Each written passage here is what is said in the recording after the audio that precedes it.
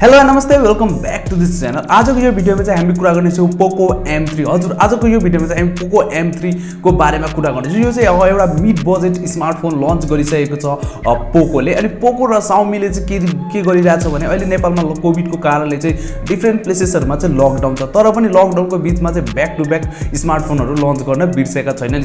यसै बीच पोको M3 लाई पनि लन्च गरिरहेछ। त यसको प्राइस चाहिँ निकै नै अमेजिङ छ हैन। सो आजको यो भिडियोमा चाहिँ हामी यसको प्राइससँग रिलेटेड यसको सम्पूर्ण डिटेल्सको बारेमा कुरा गर्नेछौँ। यदि तपाईँ यो स्मार्टफोन लिने सोचमा हुनुहुन्छ भने यो भिडियोले तपाईलाई निकै नै हेल्प गर्नेछ।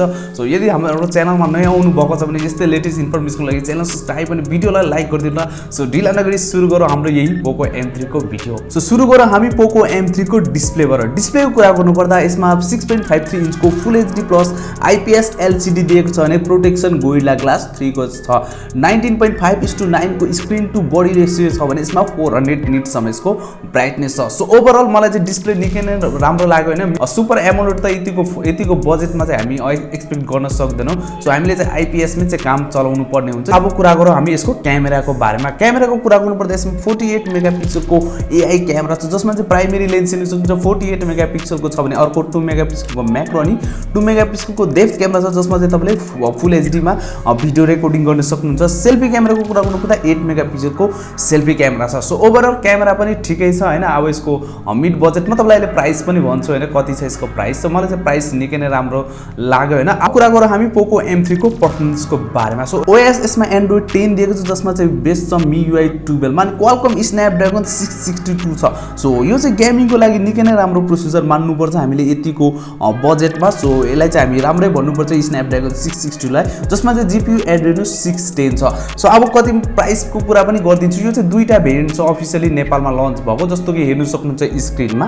64 को छ 17999 भने 4 अनि 128 को छ 19999। सो अभियसली मलाई चाहिँ प्राइस निकै नै राम्रो लाग्यो यसको हेरिकन, किनभने स्न्यापड्रागन 662 अनि फुल एचडी प्लस को डिस्प्ले छ। सो ओभरअल मलाई निकै नै राम्रो।